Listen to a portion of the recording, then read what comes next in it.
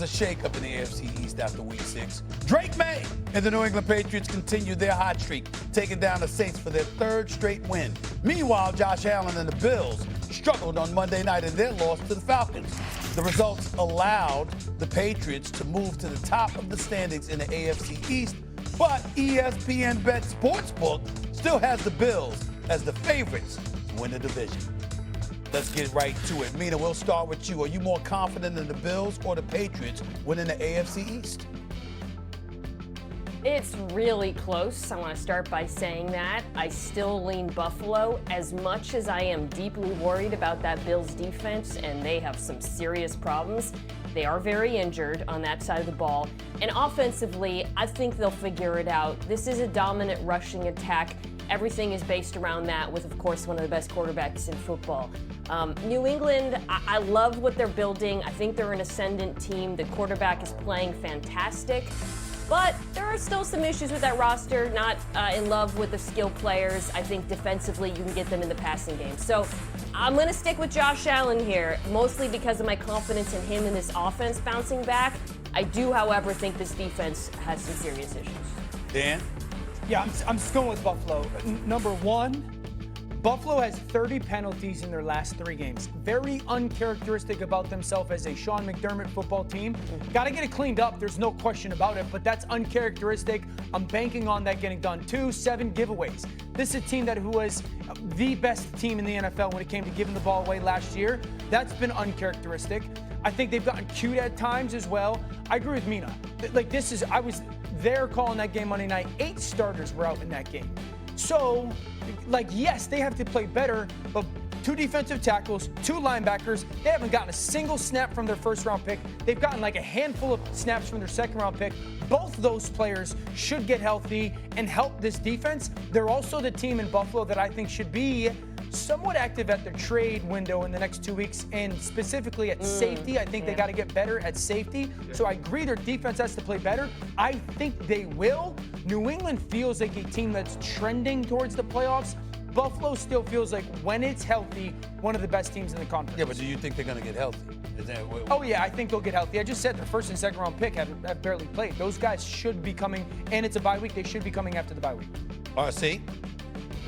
Yeah, you know what? This one was difficult for me because I believe so much in Josh Allen and in Sean McDermott. And in watching the New England Patriots, I'm going with them. I think Drake May is a star. I think Drake May has made the biggest jump of any first-year or any second-year quarterback. I believe that this offense, when you look at Douglas and Booty and also the way Stephon Diggs has come along, this offense has found ways to create explosive plays, and a lot of that lies in the arm of their quarterback. When we came into this season, it was about what Ramondre Stevenson and this run game could be, and now it's all about what Drake May can do, what he can create. And let's not forget, as we talk about the Buffalo Bills and their turnover problems, this team is turnovers away against the Pittsburgh Steelers from being 5-1.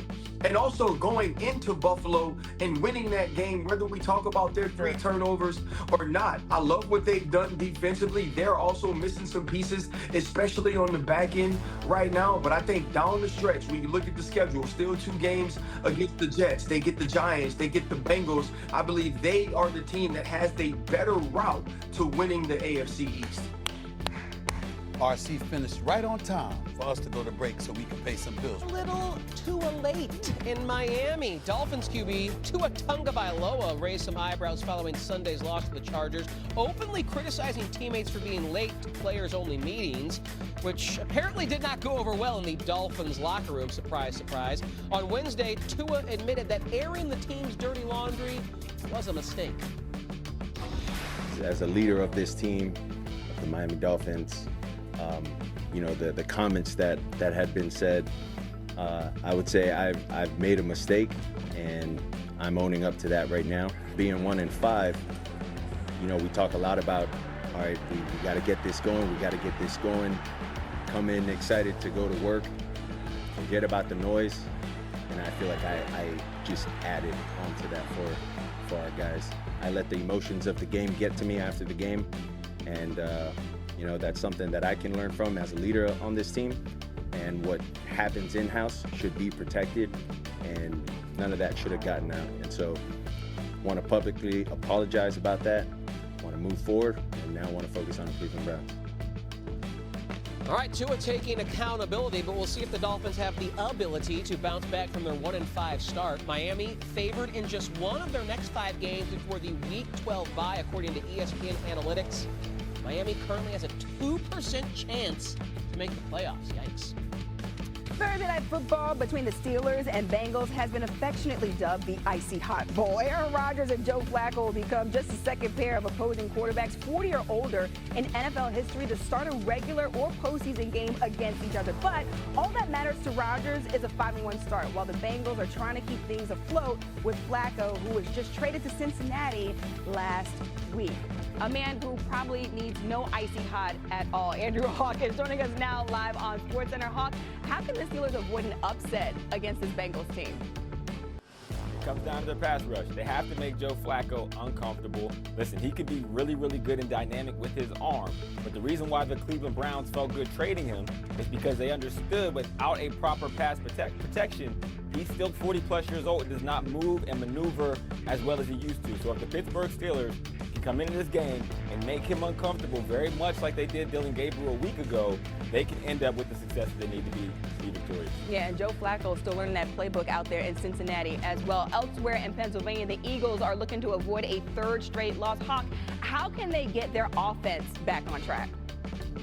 They got to trust. They got to trust each other to take advantage of missed opportunities, because so far this season, the Eagles have not done so. You're going to see here, this is versus Denver. You're going to have A.J. Green with a deep route out of the slot. Once he clears coverage past his safety, he kind of throttles down and stops running as hard, where Jayden is looking to hit this pass. That should be a big-time touchdown for this Eagles offense. Next, you're going to see a week ago versus the New York Giants. Again, when you have 2 slot seams, you're going to key this middle safety who runs to the right, which leaves Smith wide open down the seam. Jayden has to trust his preparation, trust his knowledge of single high safety, and deliver a pass there that ends up for a touchdown for the Philadelphia Eagles. We know they have the talent. The issue has been their execution and then trusting throughout the entirety of the play that they can get it done. Yeah, the Eagles also just still trying to figure out the identity of their offense as well. As for the team that the Eagles beat in the Super Bowl, Rashee Rice will make his season debut on Sunday when the Chiefs host the Raiders. Hawk, what will his return mean for Patrick Mahomes and his Kansas City offense? I think you're going to see the Kansas City Chiefs offense of old. I think this makes their receiving core the most dynamic in the National Football League because of what Rashee Rice brings to the table. Early on in the season, when they had Xavier Worthy hurt, and obviously Rashee Rice was serving a suspension, there were a lot of questions. So what happened? Other players had to step up and take on bigger roles. Thornton became a legitimate deep threat. Now you get Xavier Worthy back, who was also a deep threat. Hollywood Brown, Juju get to work it in the slot. And now with Rashee Rice back, this will be the #1 receiver for this offense. He is going to be the focal point. He is going to be the #1 target for Patrick Mahomes. And there are just way too many weapons for typical defense to take away. Yeah, that Kansas City offense looking whole could be a little spooky for the rest of the league. Andrew Hawkins with the latest. Thanks.